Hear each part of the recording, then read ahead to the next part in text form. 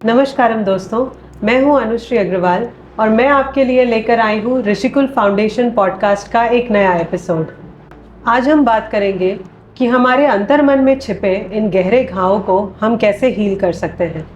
इस विषय पर हमारे साथ चर्चा करने के लिए मौजूद है स्वामी ऋषि, जो कि एक साइकोलॉजिस्ट है, एक प्रोफेशनल हीलर है और ऋषिकुल फाउंडेशन के संस्थापक भी हैं।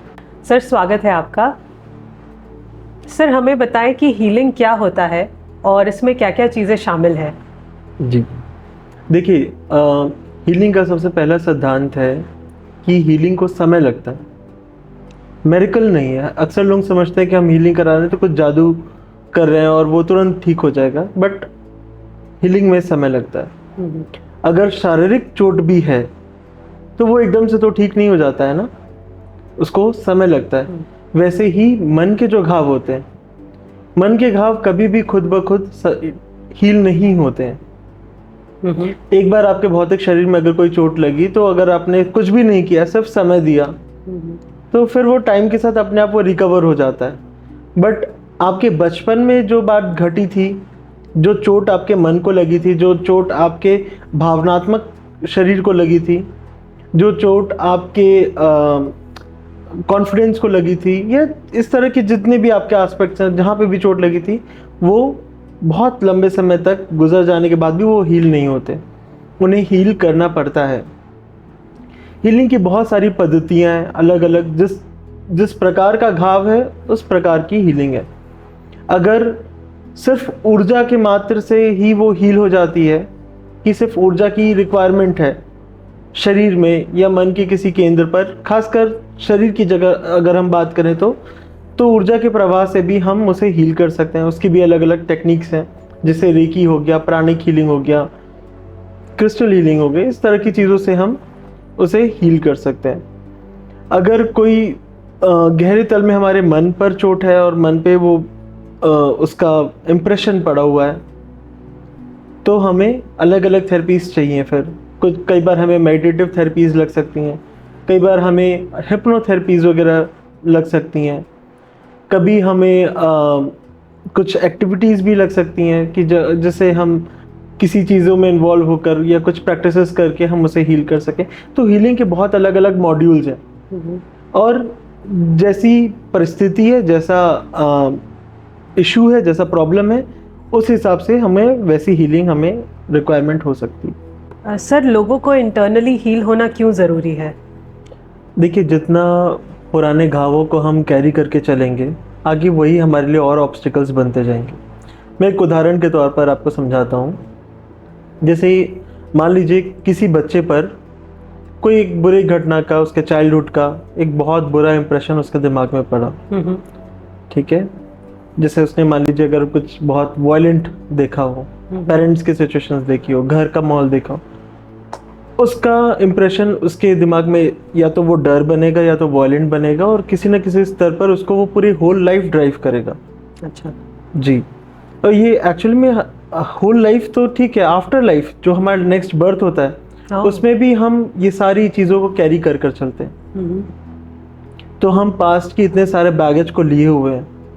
और मज़े की बात मैं आपको बताऊं कि हमारे जो इस लाइफ के एक्सपीरियंसेस हैं, जो हमारा बहुत सारा क्रिएट कर रहा है, बहुत सारे ट्रॉमा, बहुत सारे अनहील्ड जितने भी मेंटल वुंड्स हैं, वो सारे कैरी हैं ही, पास्ट लाइफ के भी कैरी हैं, साथ ही साथ जो हमारे एंसेस्टर्स की भी चीज़ें कैरी हैं। बेसिकली एंसेस्टर की चीज़ें हमारे साथ इसलिए कैरी करती हैं, जैसे आप समझिए कि आप अपने दादाजी का अंश लेकर आए हो, ठीक है। आपका डीएनए मैच करता है, आपका बॉडी स्ट्रक्चर, फेस, आईज का स्ट्रक्चर हो सकता है, बाल हो सकता है, वो सब आप कैरी कर कर चल रहे हो। उनके जितने भी हील्ड और अनहील्ड जितने पैटर्न्स थे, वो सब भी आप कैरी करके चल रहे हो। तो हमारे साथ बहुत बड़ा कॉम्प्लेक्स है साथ में, हमारा खुद का भी, हमारे एंसेस्टर्स का भी, हमारे पेरेंट्स का भी, हमारे पास्ट लाइफ एक्सपीरियंसेस का भी।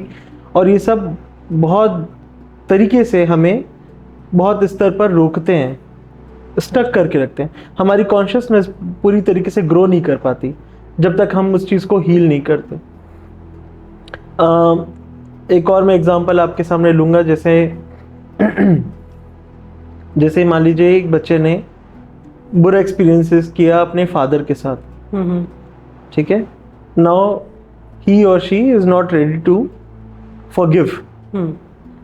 अब उसके दिमाग में ये कहीं ना कहीं सेट हो गया है कि जो फादर फिगर है वो ऐसे ही होते हैं या इस तरीके के ही होते हैं, और ये चलकर आगे चलकर उसको बहुत स्तर पर रोकेगा, क्योंकि फादर से अगर उसने इस तरह के एक इम्प्रेशन को कैरी किया हुआ है, आगे चलकर वो जो अगर मान लीजिए स्पेशली अगर वो गर्ल चाइल्ड है तो वो बहुत एक्सप्रेसिव नहीं होगी अपने हस्बैंड के साथ, वो उसके मैरिड लाइफ में भी चीज़ें बहुत प्रॉब्लम करेगी।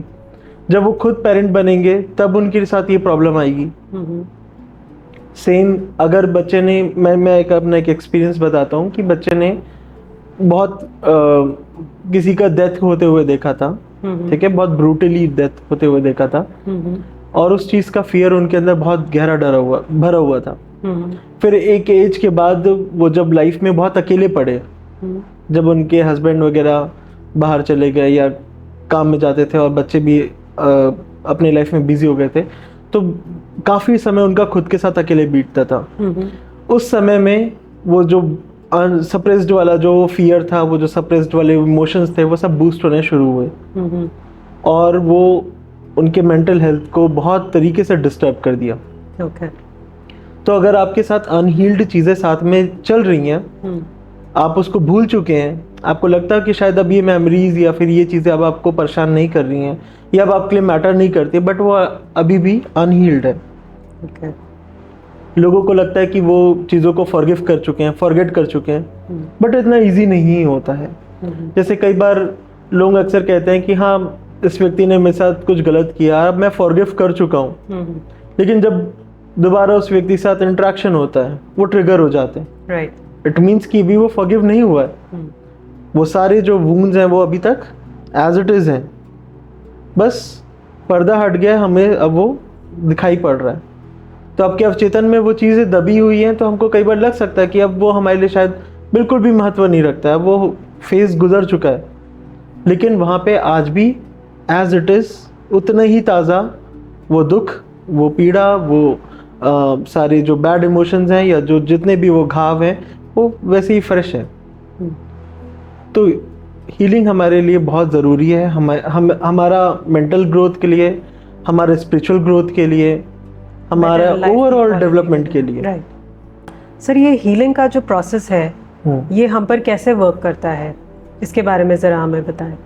जब आप किसी भी हीलिंग की पद्धति से गुजरते हैं, जैसे समझिए कि जब आपकी फिजिकल बॉडी को हीलिंग की ज़रूरत है, वो बीमार है, तो एक दवाई का कोर्स होता है कि आपको ये दवाई 1 हफ्ते लेनी है या 4 दिन लेनी है, जो भी उसका कोर्स है वो आपको कंप्लीट करना होगा।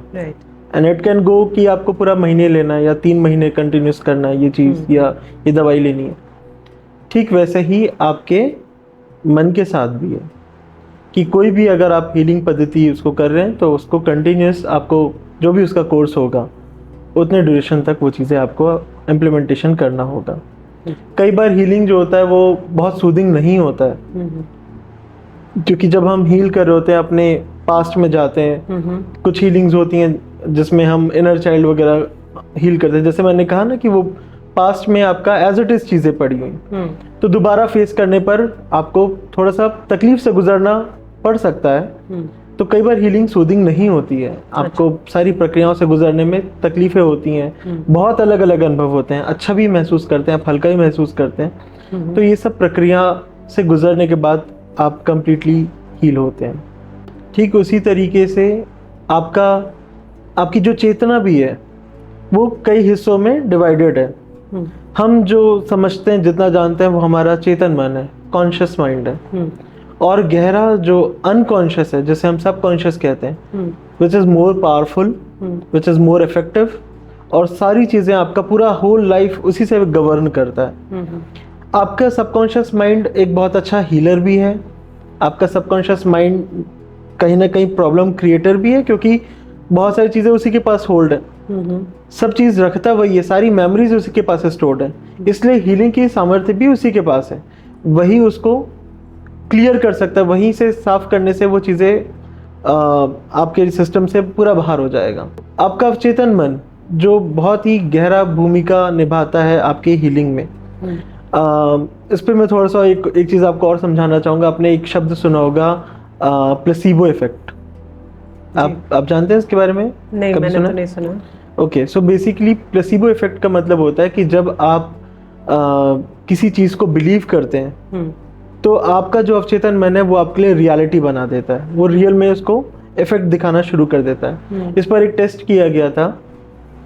एक प्रिजनर था, उसको मृत्यु की सजा मिल चुकी थी, उसको डेथ पेनल्टी मिल चुका था। सो जब उस कैदी को एक्सपेरिमेंट्स के लिए मांगा गया कि इसको डेथ पेनल्टी तो मिल चुका है, तो हम इस पर कुछ एक्सपेरिमेंट करना चाहते हैं, तो उसको एक बड़ा सा किंग कोबरा दिखाया गया कि उसकी डेथ अब इससे होने वाली है। उसके आंखों में पट्टी बांध दी गई, उसके हाथ पैरों में पट्टी बांध दी गई, और फिर 2 निडल्स सिर्फ उसके ऊपर पिंच किए, और कुछ देर बाद वो वैसे ही मरा जैसे सांप के काटने से मरा। सिर्फ उसको बताया गया था कि उसको ये सांप काटने वाला है, और सिर्फ निडल पिंच किया गया था। तो आपका दिमाग इतना ज़्यादा पावरफुल है क्योंकि उसका जो भरोसा था, उसका बिलीव इतना स्ट्रांग था कि क्योंकि उसको पता था उसने एक क्राइम किया है, उसको मृत्यु मिलने वाली है और इस तरीके से मिलने वाली है। तो जब उसका दिमाग इतना प्रोग्रामिंग हो चुका था, उसका अवचेतन मन पूरी तरीके से रेडी था इस बात को लेकर, तो उसके पूरे शरीर में जब पोस्टमार्टम गया तो पाया गया कि पूरा स्नेक के पॉइजन्स थे। सो सोचिए, ऐसे एलिमेंट को भी वो आपके शरीर में डेवलप कर सकता है जो आपका हिस्सा है ही नहीं, जो आपके शरीर में कहीं पे भी नहीं है। So this is the power of your subconscious mind. और ऐसे सैकड़ों एग्जाम्पल्स हैं। और आपने आए दिन सुना ही होगा, आप बहुत सारे रिसर्च इस पर किए गए हैं कि बहुत सारे ऐसे केसेस हैं, मेडिकल केसेस हैं जो इम्पॉसिबल थे जैसे हील करना। लोगों ने अपने कैंसर तक को ठीक किया है सेल्फ हीलिंग करके। हीलिंग की एक बात और ज़बरदस्त है कि हीलिंग में हीलर इम्पॉर्टेंट नहीं होता है। जो हीलिंग जिसके ऊपर होनी है, जो क्लाइंट है, जो पेशेंट है, वो कितना मजबूत है, वो कितना उसका मन प्रबल है, वो कितना रिसीविंग है, वो कितना भरोसा करता है, बिलीव करता है अपने चीज़ों पर, हीलिंग की पद्धति पर कितना बिलीव करता है, ये बहुत मैटर करता है। इसी को हम कहते हैं प्लेसिबो इफेक्ट। सेम वैसे एक नोसिबो इफेक्ट भी होता है कि जहाँ पर आप बहुत ज़्यादा हताश हो, बहुत ज़्यादा निराश हो, और फिर दुनिया की कोई दवाई, कोई डॉक्टर आपको ठीक नहीं कर सकता, क्योंकि कहीं ना कहीं आपका बहुत डीप बिलीव है कि मुझे कोई दवाई ठीक नहीं कर सकती, मैं ठीक नहीं हो सकता, मैं ठीक नहीं हो सकती। इस तरह के अगर आप बिलीफ को लेकर चलते हैं तो कहीं ना कहीं आप क्रिएट करते हैं अपने साथ वैसी सिचुएशन। तो this is nocebo effect. Sir, यदि हम थेरेपीज़ की बात करें तो कितने प्रकार की हीलिंग थेरेपीज़ एग्जिस्ट करती हैं, और हम कैसे समझें कि हमें कौन से हीलिंग थेरेपी की ज़रूरत है? देखिए, हीलिंग की जो पद्धतियाँ हैं वो बहुत सारी हैं, एन नंबर्स ऑफ थेरेपीज़ हैं। आपको खुद समझना होगा कि आपको किस तरह की हीलिंग चाहिए। जैसे एग्जांपल के लिए, जैसे मैंने कहा कि अगर आपका कोई प्रॉब्लम जो चक्रा से आपके आ रहा है, उसका रूट कॉज कहीं ना कहीं आपके जो चक्रास का डिसबैलेंस है, तो फिर आपको चक्र थेरेपी वगैरह की ज़रूरत है।